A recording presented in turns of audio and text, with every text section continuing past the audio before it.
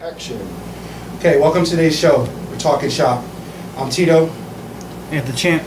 And we got a special guest for you. Special guest. What's Tell up? the people who you are. I'm Jason Dawson, DJ JD. Okay. In the building. In the building. Let's go. JD is in the building, fellas. Let's go. Ladies. All right. Little background on JD, guys. I met JD a long time ago. I met him while he was, I think you were beginning DJing, no? I'd still been DJing for a while at that point, but I had just moved back to the area and was Right. really trying to do it at that point, Well, because I think that our first actual meeting was when I was with another DJ, and we were at 107.7, and we were doing some other show. Yeah. Remember that back in the day? What was it? I don't remember. High Voltage was the show, maybe, or something like that? Maybe. But anyways, Yeah. so that's just a long time ago. How long ago was that? That was Jesus probably Christ. 06, maybe? 07? No. Maybe. Yeah, you're right. I Probably feel 07, probably It 2007. feels like so much longer than that. Graduated 2007. Wow.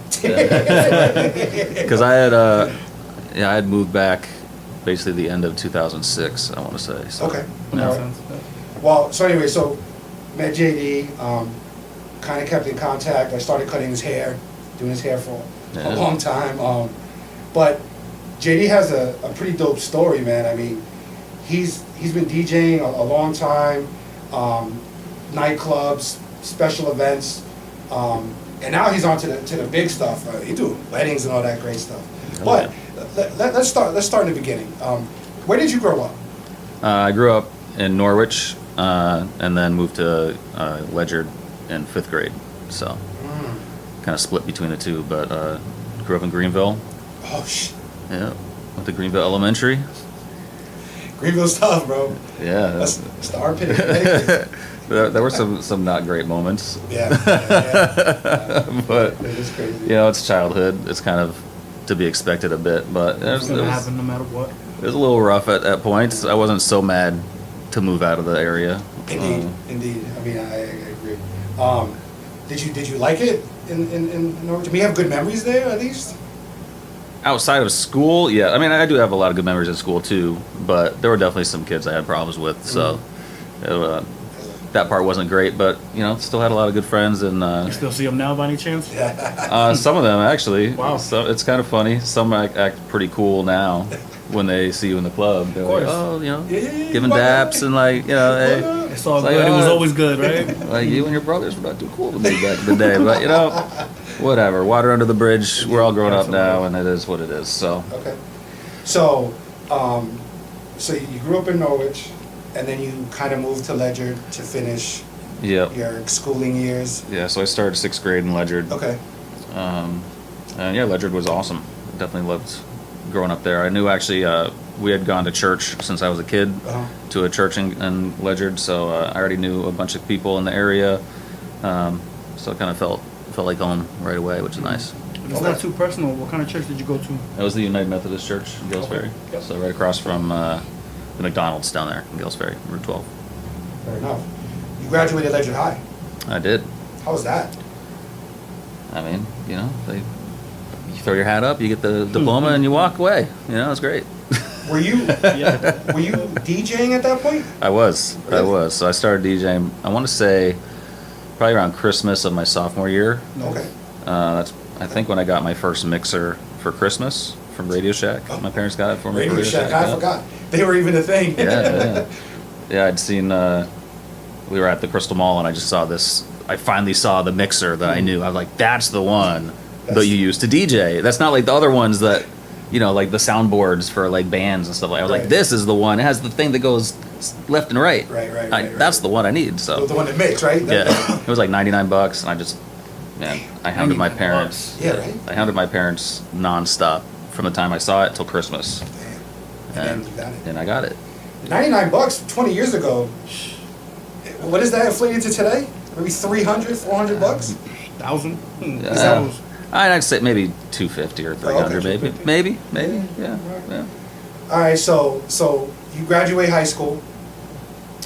Were you going to college? Were you thinking about college? Yeah, I was going to college. We'd looked at a couple places. I was actually just talking to my dad about this because a friend of mine from high school was over the house last night. He lives in Japan now, so he was in the area. We were reminiscing a little bit. Shout out to the one in Japan. Yeah, shout out to Jared. And he was saying how he had ridden along with us to one of my college visits to a college in Long Island that we had looked at. Right. Not the college I ended up going to, but so I ended up going to Berklee College of Music in Boston. Nice. You went there? Yep. Oh, snap. And I got introduced to Berklee while I was at Ledyard High School. I was in the choir. I was a big choir nerd.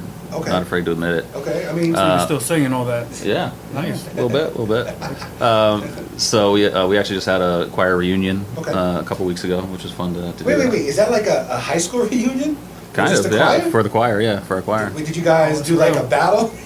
Like a singing battle? No battles, no, just singing, straight up singing. All Yeah. right, So I was part of a vocal jazz group, which was like maybe 12 or 15 people in this group, and we would participate in this Berklee High School Jazz Festival every year.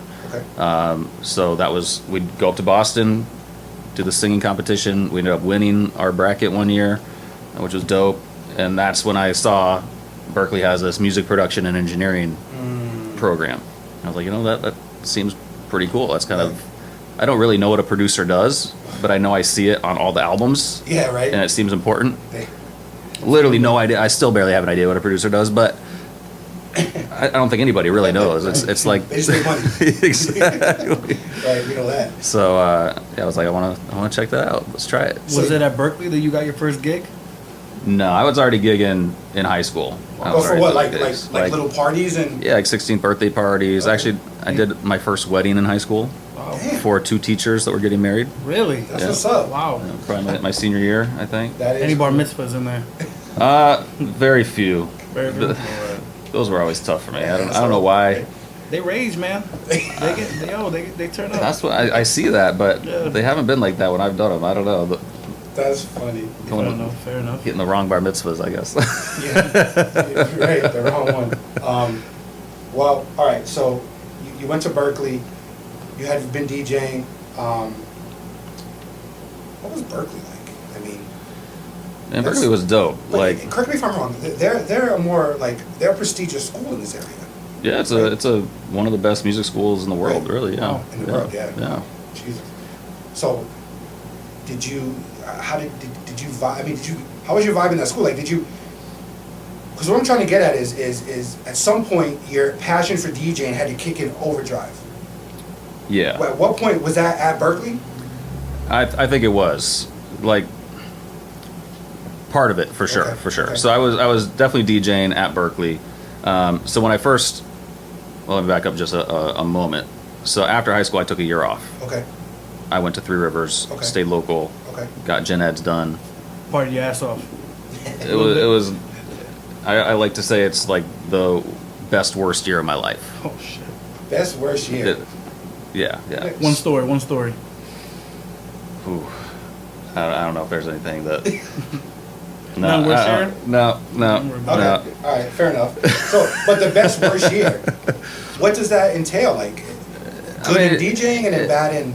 It was cool because I was still kind of around a lot of my friends from high school Okay. who were also still sticking around. Definitely had a lot of parties, a lot of get-togethers, did a lot of fun things, but also it's like all that high school drama still, that local drama that you get in, just like people being dumb and backstabbing and all the stuff that you want to get away from after high school, right? So I was happy to get away from that after that year for sure. Unfortunately, the high school. It's not left at that point. But No. it follows you everywhere in life. To be honest. Yeah, You know what I mean? So. In the hometown. Especially in the hometown. Yeah. Yeah. All right. But so when I got to Berklee, I was DJing still. Had a DJ set up in my dorm room. When I got there, I was like, they have these student activity clubs, right? One of the clubs I saw in their list during sign-ups was a turntable club.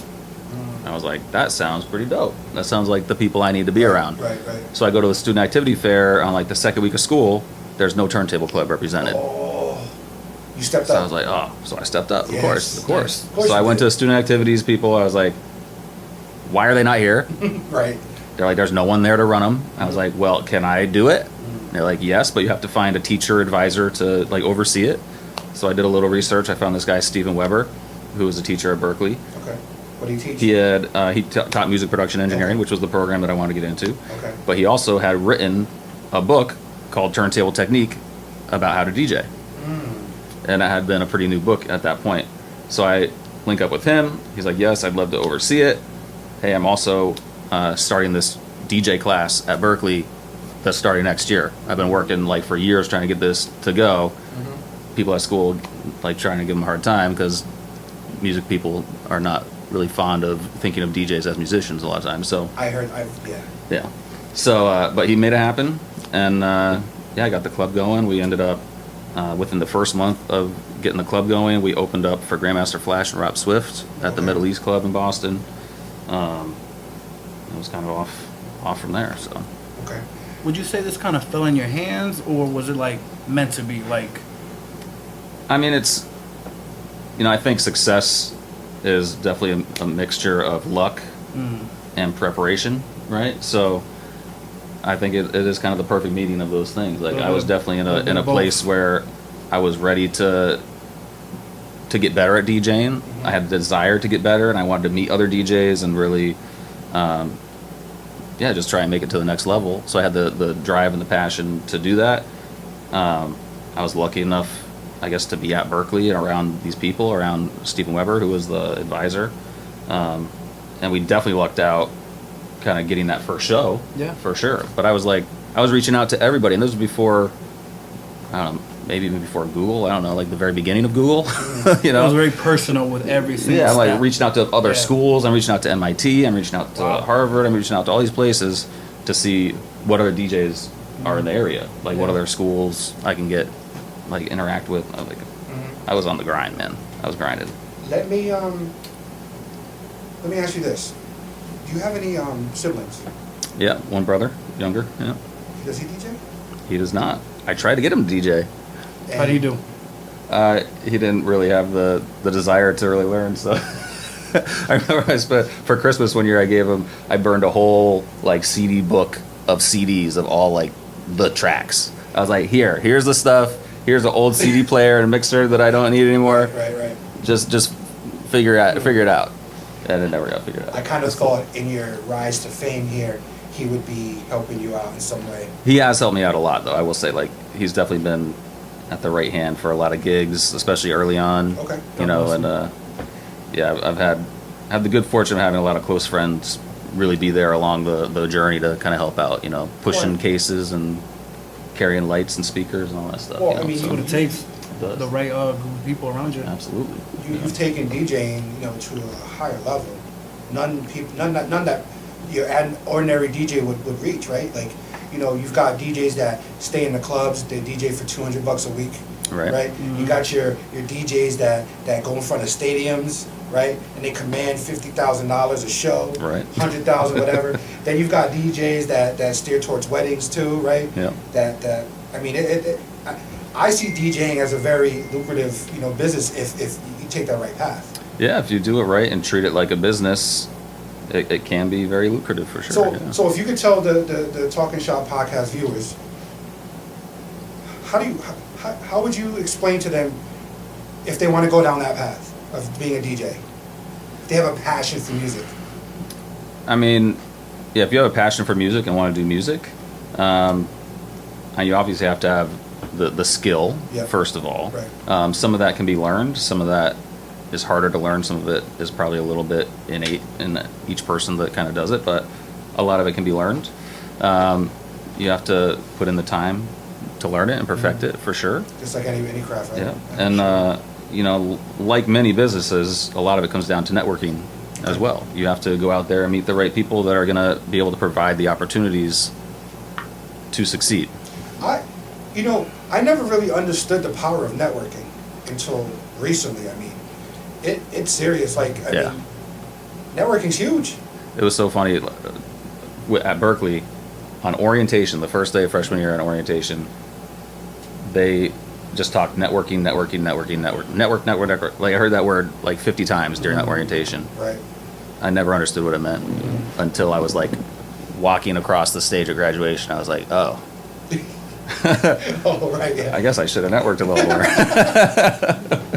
That's funny. I think the networking is probably a part that a lot of people have the most difficulty with, because just not everybody is A people person. is a people person. Yes, Exactly. right. Like, some people just don't interact with people on that natural wavelength. Like, there's some people I know that literally they could meet anybody and immediately be in like best friends. Start Well, a conversation and just Yeah, get there. That's why I Crazy. think it's nuts. platforms like this, I mean, social media, people just showing their talent and in the comfort of their own home and broadcasting it to the world, right?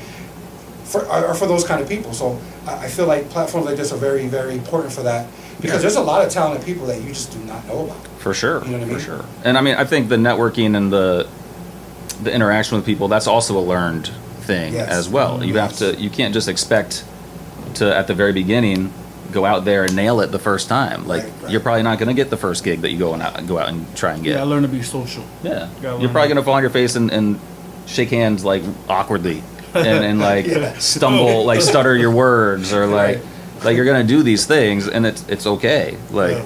you got to do those to get to that next level. And it takes time. You just got to be persistent.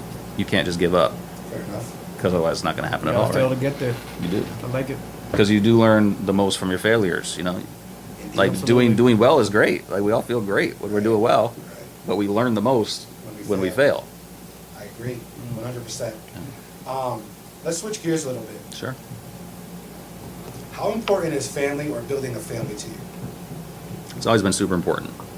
Yeah, I think, that's really kind of driven the direction I ended up going in my career. It's probably made me a little more conservative, I guess, in some of the choices Right. that I've made. Right.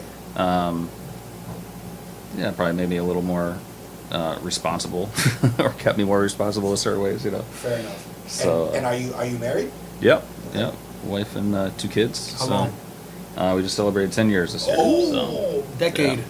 damn. Yeah. We did a dime. Yeah. It's a good way of putting it. Yeah. Yeah. That, my friend, is probably the toughest feat ever. Like, being married for even 2 years, right? It's a challenge, man. It's something you got to work at. There's no lie about it. Like, it is work, but it's worth it. It is. And plus, now you have someone to share your accomplishments with, Yeah. right? Your DJing, your wedding accomplishments. Every step. Shit. Absolutely. Yeah, this is great. All right, so let's switch gears entirely. Let's talk about the Shrine. Sure. Yeah. I heard you DJ'd at the Shrine. Absolutely. Yeah. Since the opening night. Yeah. Yeah, but you're just a little more than a DJ. How many years running? How many years? 15 now. Wow. I remember I was there opening night with this guy, right? Me, you, and somebody else. I won't name any names, but Yeah. Probably. I Yeah. think we were. We had DJ AM. Actually, he's who the shirt is. Nice. Okay. He was Nice. the big name they brought in for the opening night, and I got to open up for him that night. Oh, rest in peace. And Damn. rest in peace. R.I.P. And he was I like to say that was like the peak of my career. It was all downhill from there, but Come on. he was like, he's the GOAT, man. He's He is the GOAT. like, I never thought until like a month before that happened, like he was the person I looked up to the most, like leading up to that moment in the DJ game, because he was really pushing the boundaries and kind of doing things that, and there's a whole generation of DJs my age that he was the one. But he was selling out stadiums, right? Oh, he's crazy. And he's got He set the- the bar for like what DJs were getting paid, the kind of style the DJs were playing. Listen, What Yeah. style was that? And I get people would call it the mashup style, but Okay, it's yep, like, yep. Yeah. he was blending 80s, 70s, rock, hip hop, like It's fire. dance music all together, which there are DJs that had been doing that and have always done that, but he was doing it in this kind of more creative way that no one had really heard on this massive scale up was until reaching that the point. people. Yeah, I like partly it. because of social media and things like that. He got really famous when he dated Nicole Richie. That was Oh, I remember that. I Yeah, remember so he was in that like Paris Hilton, Nicole Richie kind of group, which was huge around that time. But he had the skills to back it up. Indeed he did. Yeah. Wow. But so gonna say, the Shrine is cool and all, and you DJ there, but I think aren't you a little bit something more? Yeah, I was the music director. And the music director. There you go. Yeah. So you're booking talent, right? I'm not really doing that at this stage. Okay. We have a team that really does the talent booking, but I was definitely involved in definitely a lot of the local talent booking for the opening sets and the weekday nights and things like that. And definitely, in there for I guess we got pretty big for like the EDM nights and stuff like that, like I Love Tuesdays and things like that. So get you moving. It bangs, bro. Yeah. I never really used to be a fan until I met this guy. All right. Everything was seriously, everything was just rap, R&B, whatever. But it wasn't until he made like the Shrine Mix 1, right? That he put that. I think he might have had some dubstep on there, bro. I was just like, and then for like a year or two, it was just all that. In a trance. Because this guy, it was so dope. I like that. And JD's done some dope. I mean, SoundCloud, right? You put your shit on SoundCloud back in the day. Back in the day, yeah, I hate SoundCloud because they just. Well, now it sucks, right? Yeah. That's what we had. But yeah. I had tons of stuff on SoundCloud, and my remixes were all over the place. All over. Like David Guetta played one of my tracks one time. Like, they were all over the place. Okay. Pretty dope. Let's talk about the New Year's Eve parties at the Shrine. Yeah. I've been told, I've been at one of them, right? I think the one I was with was All Rio Day All right. and O'Neal McKnight. New Year's, like 2000 or some shit. No, 2010. That was probably around Right, because like the first or second New Year's. Anyway, I had the best time of my life. And I know you were DJing at Mohegan, right? You did the corridor there? Yeah, right in front of the big waterfall and everything there, yeah. For people that don't know, that corridor was massive. huge. And it was... I think I did that for two years, I want to say. Yeah. Maybe 3. I'm pretty sure it was just 2. Those are the 2 biggest events I probably ever DJ'd, people-wise, because it was broadcast throughout the entire casino to everybody, and it was Fire. you could not see the floor. No, you couldn't. To left to right, standing at the waterfall. People. I don't think... The top floor, downstairs, Right. crazy. I don't even think a sea of people describes... I would say a blackout. Yeah. A blackout, bro. Like, it was insane. It was massive, yeah. But, yeah, I mean, can you kind of describe, like, what the Shrine will do to get somebody there for a New Year's Eve, event? Or what you would do? Yeah, I mean, so we would work with talent agencies. Right. So different talent agencies have a different roster of people that they, can reach out to and figure out pricing and availability. So you kind of reach out to them, ask, who do you have available for this date in this price range, if you have a range. They shoot you some names? Yeah, and they'll give you like 4 or 5 names or something, and then you say, well, yeah, I think we'd like to go after this person. All sorts of emails go back and forth to confirm and all that. You agree on the price, and then you just pray they show up. And So can Joe from the audience call you and say, hey, JD, I want to DJ at the Shrine? Could they do that? and they could. They could? They probably wouldn't get them very far, but they could. Well, I mean, I get DMs and emails and stuff all the time, and I don't really, because I'm not really involved in the booking aspect of it so much anymore. I don't really pay too much attention to them these days. There's definitely been times where I pay more attention to them and listen to them, but it's sending unsolicited emails is a tricky proposition. Like if you send an email like that, there should be zero expectation that anybody's going to A, open it, B, listen to it, C, respond to it. The best way to reach out to people is to shake hands. Okay. You got to go. Network. You got to show support for the venue. Like if you've never been to Shrine, what makes you think that you should ever DJ there? You've never even been here to support us once. It makes no sense. Why are we going to support you? Right. So one hand washes the other. Well, I mean, the Shrine is very. It's one of the nicer nightclubs around here. For sure, yeah. They have. Listen, the people that come out of that. I mean, it's a good time. Great time. Yeah. It's not a huge venue, and you guys did some remodeling. I heard. Yeah, a little after COVID, we did a big remodel. Took down. It used to have this big pagoda that the DJ was kind of under with a catwalk. Okay. There, we took all that down. It's just one huge LED wall now that's like massive. One screen. One TV. huge screen. Yeah, Jesus it's Christ. massive. Do you guys watch movies? You could. I mean, we definitely have put some stuff up there. These Yeah. live showings. Yeah. You gotta have some crazy Like moments sports over and there. stuff. Oh, crazy moments for Elaborate, sure. please. Good question, Ant. Most Oh, man. memorable moment, I guess. Yeah. Oh, most memorable moment. Probably one of the most Paulie memorable. D. Oh, yeah, Paulie D's definitely thrown down a bunch of times. I think one of the most memorable moments for me was one of the times Steve Aoki was there. Nice. He's been to Shrine many, many times. They okay, And we have that CO2 gun. You know what that is? the smoke. The smoke, yeah. You press the thing and it shoots that cold smoke out of the front. Nice. So the CO2 gun, on the barrel of the gun, has these little, like maybe inch wide holes to let air through. When you trigger it, to let air through from outside to push the smoke out, right? Okay. Makes sense. So he's sitting there waving it. All of a sudden, I see him like crouched down on the stage, and he's like freaking out. And I'm like, "What is going on?" Oh no. His hair had gotten Oh. because he has Oh, he's long got hair. long He's got hair. long hair. Yeah. His hair had gone through the hole. The gun was like up to here, and it was all frozen in ice because CO2, when it's in the canister, it's like freezing cold. Yes. So when it comes out, it literally creates a chunk of dry ice. It's dry ice.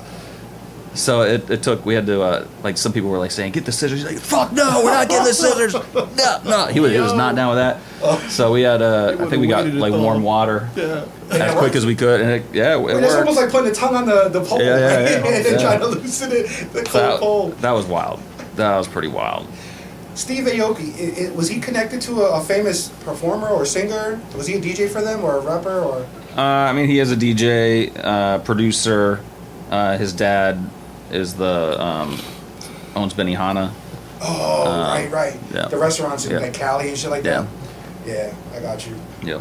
All right. Let's. I mean, Shrine is cool and all, but let's talk about the meat. All right. All right. Pause. Oh, hey. Dawson Entertainment. Yeah. What's Dawson Entertainment? So Dawson Entertainment is my company. Started in 2007. Focuses on private events, mostly weddings. So we do wedding DJing, wedding lighting, photo booths. Jesus. So it's kind of So it's not just spinning records when they ask for your services. right. not involved. I mean, it can be, but we also have the ability to augment it and make it a real party. You Like know? little Turn it up. packages. Yeah. Like a la carte. It's more a la carte. Yeah. Okay. Yeah. So, what prompted you to do Dawson Entertainment? Is it like a spin off from DJing and you wanted to do more? Well, I knew when I graduated Berkeley, I was in Boston for a while, and then I decided I really need to try and make this push Okay. to really DJ. Okay. And I didn't know at that point if I was going to make it in clubs or if I was going to make it in private events, but I knew that I needed to start something.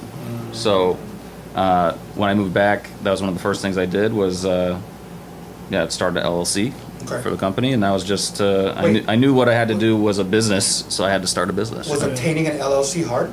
Not really. I worked with a lawyer out of Gales Ferry to kind of help me with it Okay. because I literally knew nothing at that point about anything. Right. And but it wasn't too hard. I don't mean to cut you off, Jay, but Yeah. that's kind of why we're here, right? I want to also try to bring to our viewers people that, they might look at getting an LLC or getting an LLC is hard. It's tough. It's unattainable. It's not that at all. Okay. There are steps you have to go through, and not everything is super apparent. Right. It's not written on the wall for you, right? You gotta. And you can go to the Connecticut government website, and they have all the stuff there. It's CT.gov. But yeah, ct.gov. It can be a bit confusing for sure. But if you just take it piece by piece and just break it down, it's really not that difficult. And if you can find a local lawyer who's not going to charge you an arm and a leg, who can just help you kind of make sure all the papers are filled out right, so everything is 100% legal, then you're good. Okay. It's not crazy. It's not crazy. Yeah. But you have to do a little research, though, right? Yeah, I mean, if what you're doing, you want to be legit and you care about it enough to make it your business and what you do and make it your living, Yep. then you need to also make sure that you're putting the time in to do the research on how to make that happen. Yeah. Right. We all start these things not not thinking about the business side at all. Indeed. Like, I just want to spin records and make people dance and have fun. Like, which is great. And that's usually what it is, right in the beginning. Yeah. But then when you want to evolve. But there is a point where you have to be like, like, this is great, Right. but I need to make this really happen. I need to be able to prove, like, later on, I got to prove to the bank that I'm making money so I can buy this or buy that. Like, Yeah. unless you Get got that straight house up loan. cash, you're you might have some trouble there. It makes a lot of sense. I think it's important, like, to just start. Yeah, You know, you one gotta day start just somewhere. do it. And like you said, just follow the steps. And there's Yeah. so many, I mean, YouTube now, there's so many videos and Right. websites like LegalZoom I hear about. I haven't actually used it myself, but I would definitely recommend checking that out as a potential way to go about it. Legal Zoom. LegalZoom. I don't think I've heard of that. Okay, neither have I. Yep. Is it what is it like a? They have all sorts of different, like, just legal, like, wills and starting LLC, starting corporations, all that kind of stuff. Like, they have all the paperwork So there. is it and- like a template and you just kind of fill it That's in? very I interesting. think I like so. that. I think so. I haven't actually used it myself, but Okay. I've heard a lot of commercials and things about it over the years, and Okay. heard people use it, and it seems like Something to look into. a decent way For sure. to possibly get started. But I mean, YouTube is your best friend these days. There's millions of videos out there about how to do this stuff. Right. So if reading it there on the screen and kind of parsing it is not working for you, watch a YouTube video. There's Jay. so many ways to get this information. There's no excuse. There's no excuse at this Yeah. point. There's not. I tried to YouTube. I think we were talking about this, but I tried to YouTube on how to fix my boiler. Let me tell you what, bro. I saw it. I'm like, if I hit that switch when it's supposed to be that switch, I'm gonna blow my house up. You can't do that, right? Yeah. So, when it comes to stuff like that, I try to outsource, right, to a professional. You do have to know your limits, But- and that's where, if going to a lawyer to get it set up is the way to do it, then do it. Agreed.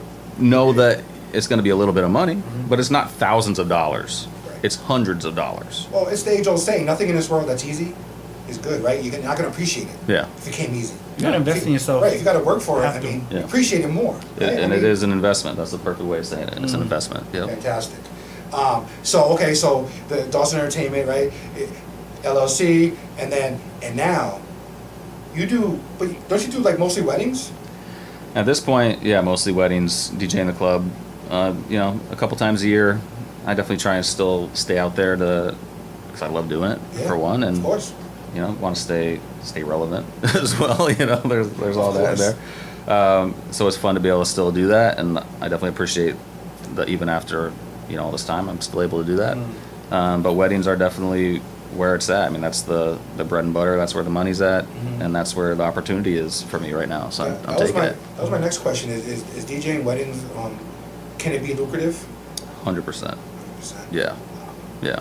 So is that the end all be all for you? Is that where you stop? I mean, I don't know.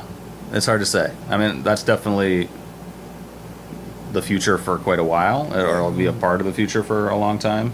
I don't really see myself not DJing weddings anytime soon. okay. But you're always looking for other opportunities and other things I to feel- not to replace it, but Right. to augment it. I feel like it's almost like a consistency thing for you. Yeah. No, right? Yeah. I mean, you've wedding season's up. You're booked almost every weekend. Yeah. Right? You count on that, right? And the nice thing about weddings also is most of them are booked a year to 18 months out, or even longer sometimes. Wow. So a year ahead of schedule of the Yeah. time what your schedule is going to be looking like. So you can Okay. kind of look at that and plan, like, I know I'm going to be making this much at this point. Wow. So there's a little bit of security in there as well. I was about to ask you, when you book a wedding, do you take a deposit? Yeah, take a small deposit. The bulk of the money we get really close to the wedding, Okay, like a couple okay. weeks before. Okay. But yeah, you got to get the You ever had to deposit. cancel a wedding? COVID, bro. Oh, man. Oh.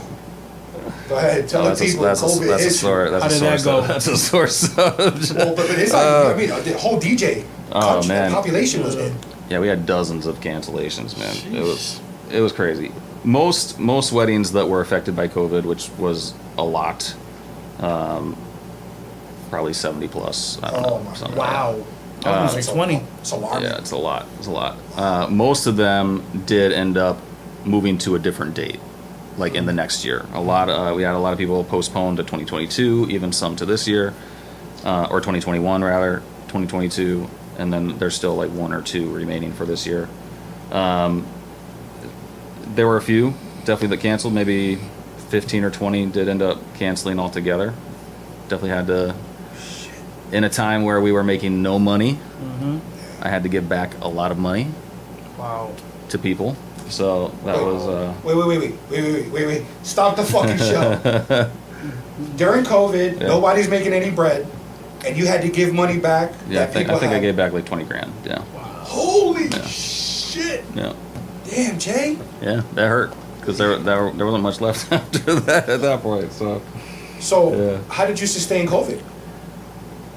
I mean, luckily I was still teaching at Berkeley. We weren't in person. We were doing remote teaching. Okay. So I was teaching from the basement in my little studio there. So luckily we had that.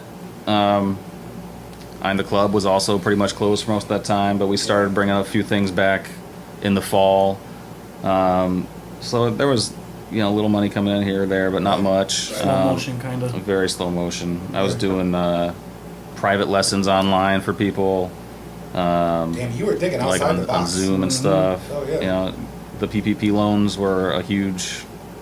Those came through to like really make it happen. Right. I mean, thank God the president or whatever signed off on that. Yeah, without those when he was PPP right. loans, it would have been Wow. difficult. Yeah. So after COVID, obviously you got back on track. Yeah, dude. It's weird to say that COVID was really like a blessing in disguise in so many ways. How so? Like business twice as good after Really? COVID than it was before, for sure. I think How so? people were eager, right? Like just literally like twice as many events. Jesus Christ. Partly because of the postponements, but then that was like the first year. A lot of people, you're trying to cram in 2 years worth of weddings into 1 year, right? And that was really the next 2 years almost, trying to cram more weddings into a year than you would normally have. But that's still really sustaining. And I think if you had made it through all of that turmoil to this point, the relationships you've built with other vendors in the wedding scene, and like people just know that they can really rely and trust on you now that you've made it through to that point. So it's been that's been huge. It's kind of cool to hear how everybody survived COVID. I mean, it's different. It's Everybody's crazy got that we did. Honestly, like it was touch and go It was for a little crazy, while, right? yeah. It was touch and go. Absolutely. Wow. So COVID's done. You're back on track. Things are moving. Did you add anything else to your repertoire, if you will, with DJing? Because how you were doing shit, during COVID. Did you take some of that into the stuff now that you do today? As far as like the remote kind of stuff, anything. I not really, not long term. No, most of that we kind of got to get away from having to do for the most part. There's definitely a lot of DJs that are out there live streaming on a more regular basis than there ever was I see before. them on Twitch a lot. Yeah, a lot of Twitch, huge for that. Shit is dope. I just never really got into the streaming thing. Right. That's something I would like to probably investigate a little bit more and try and get into a little more. Of course. It's just it's hard. It's hard to find the time with everything else going on. But it's one of those things. If you want to do it, you're gonna find the time, right? Mm-hmm. And so when I get the motivation to do it, it'll happen. But did you see that thing on YouTube where I think it was DJ Cassidy? Yeah. You saw that? Well, I've seen some of his stuff. Well, he had maybe 10 singers, right? And he was actually mixing. But when he was mixing, he was throwing it to that person. So they would be on the screen singing. All right, I think I did see that. Wasn't that on like the Late Show or something? Was that part of like a? I don't remember, but he's got like maybe 5 or 6 of those videos with different genres. He's got one freestyle. He's got one hip hop, one R&B. I thought it was pretty cool. I don't think I've seen those. I heard about them on another podcast that I listened to. Check that out. But I gotta check that out. Definitely fire. And that is a cool thing about COVID is people did find these new interesting outlets and were able to have the time to be a little more creative and try new things, and that's a great thing. It's not outside of the box thinking, man. And talk to my boy. You got any questions for him? I'm gonna ask you 10 quick questions, all right? Oh boy, all right. First thought that comes to your mind, let me know. Hot or cold? Hot. Hot? Yeah, spicy. Spicy. I like it. New York or LA? LA. LA? Why so? Boston, baby. It's not New York. It's Boston. Okay. And if it's not Boston, I understand. It's not New York, so it's gonna be LA. Right. Fair enough. Fair enough. So you wait, hold on. So you like Boston that much? I mean, What intrigues you? Fuck Boston. Oh shit. I only say that. Listen, I only say that because I was dating a girl out there. Yeah. It kind of went sideways. So I don't have a good, you know what I mean? But All right. Well, I think what sold me, not to get, we're getting away from his rapid fire questions Yeah, here. sorry. You're trying to go in too deep here, but so I was in Boston when they won the World Series Wow. that first time. was it the coming back from 3-0 or whatever it was on the Yankees? Yeah. That So one? Okay. it was the year. First, it was the year before All right. when we got to Game 7 Okay. of against New York, Okay. and we lost. Okay. As you always do. I don't give a fuck about sports. All right, I really don't. I don't care about sports. I never cared about baseball. But when you're in a city where literally every single person in the city Right. is like pulling for this to happen, different, it yeah. was wild. The energy in the must have city been crazy. was Yeah. bonkers. I never experienced anything like that before. Yeah. So Yeah. we lost that one year in 03, and then 04 we win after the crazy comeback. That's it.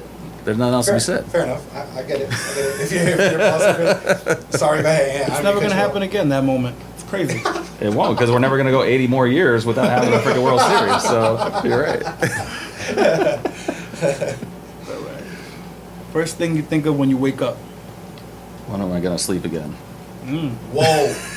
I like it. I like it. Damn. Favorite pair of shoes. Favorite pair of shoes? Wait, I know.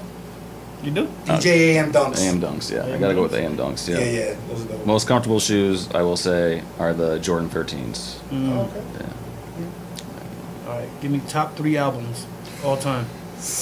Your personal. Ooh, yeah. Top You 3. ready for this, bro? Ooh, this is a tricky one. You're a DJ. Let's get close. Let's see what you like. What hits hard? All What hits genres, hard? dog. Well, this is going to be weird, because it's not going to be DJ related really at all. Let's see. Because it's all going to be stuff from growing up before DJing, really. Because DJs don't listen to albums. We listen fair to enough. we listen to singles. We listen to cuts. We listen Mashups. and we listen to music differently when we're DJing than we do as just Makes sense. Yeah. listeners. Yeah. So I'd have to say Sublime, self-titled album Sublime. Oh, okay. Ben Folds 5. The album that they first got popular with. I forget what it's called. And the third, maybe Life After Death. Oh, yes. Yeah. It's going. Love that album. Yeah. Definitely. Doesn't. Yeah. So, Biggie or Tupac? I think I know what you're Biggie. gonna say. Yeah. Iggy! Yeah. I'll go New York with that one. Yeah. Yes. With hip hop, I'll go New York. Yeah, I like it. fair You enough. have to. You have to. Favorite color? Probably blue. Blue. Pretty standard, I guess. I don't know. Yeah. Although I wear a lot of black, so It's I probably slimming. should say black. It's slimming. Right? Yeah. That's why I wear it. Let me ask you: if you could fight anybody, who would you fight? Oh. Living or dead? I should say. Living or dead? Maybe those kids I grew up with in Norwich. I don't know. Hey, round 2. Round 2. The 1-2. I like it. If you could come back as anybody, who would you come back as? Oh, shit. Good question. Damn. I came back to somebody. Anybody. Man, there's so many. Come back as anybody. I can skip it. Come back to it later if you want. There's so many. I would say, AM could be an obvious, Oh, okay. That'd be obvious good. one. Kurt Cobain. Oh, No. Kind of crazy. damn. I like that. I want to come back as Johnny Cash. Oh, yeah. Sing the Ring of Fire. Alright. I don't know, man. Come back as a cat, you know? Come back as a cat. Fair Animal. enough. I like Fair it. enough. It's your personal preference. What's something you could tell your younger self? Some good advice. Yeah, don't be afraid to ask for what you think you deserve. Don't be afraid to lose the opportunity just because you're afraid to ask for what you deserve. Right. You know, Yeah. you gotta be Your worth. willing to lose it if you're gonna have any chance of actually getting it That's real. You the gotta way you step want. on that ledge. Because if you don't, Yeah. if you settle for less than what you really think you're worth, then you're just gonna end up bitter. and you're not gonna enjoy it the way you should, you know. So Powerful. yeah, it's better because, like we said, failure. You learn so much in failure. Yes. Some of the best opportunities for me in my life came out of what at the time seemed like the worst situations, you know. Mm-hmm. So you have to lose things to gain other things sometimes. So Yeah. There's always sun after the storm. there is. I like There it. is. Yeah. Last and final question. First thing you want to hear when you get to heaven. What do you want to hear God Great say? job. Stairway to Heaven. I don't know. First thing I want to hear, like music wise, or just Song, anything. God say. Uh, What do you want to see? I don't know. Someone said you did good. Yeah. I'd be happy with that. Yeah. All right, fair I like enough. That'd be good. Just a little pat on the back. Like it. Fair enough. Yeah. You good, Ian? Yeah. Any other questions we want to ask Jay? Some good stuff, man. Yeah. No, that covered it. Nice. Thanks, Jay. Hell yeah. Jay, we're gonna end this show. I can't tell you how much I appreciate you being on here, bro. Well, thank you for having me. Appreciate you, big dog. From a personal standpoint, I know we've talked a lot about different things, but in my opinion, you are the most successful guy I know. Yeah. You're the coolest dude I know. Definitely got your hands in a lot of different things, and I respect you 100%. But before we go, tell the viewers where they can find you, and some of the kind of things you have in the future. Sure. Well, first, thank you for all that. It's Absolutely. incredible. So yeah, you can find me online on socials at the Real DJ JD or at Dawson Entertainment, pretty much everywhere. Okay. You catch me at Shrine every now and then. I'll be back Yeah, buddy. on August 12th. Next time I'm there. August and, 12th? Okay. Otherwise, maybe see him on the dance floor at a wedding sometime. I don't know. Right, so if they want to book a weddings too, Dawson Entertainment Okay. is where to go. Dawson Entertainment. 100% this dude is fire. Ant's got a little message over there for the upcoming barbers. Please stop the white pencil. I'm gonna co-sign this. I'm not a barber, but I know one. I'm gonna co-sign it. Stop the white pencil. Hashtag barbers. Thanks for joining the Talkin Schop podcast. I'm Tito And the champ. and the champ. Look, we'll probably be back in another week or two. Just look we'll post something up soon. Again, thank you for joining the Talkin Schop podcast. You guys have a great night. Thank you guys. Thanks, Appreciate Jay. it. Thank you, man. Appreciate it, All right, big man. dog.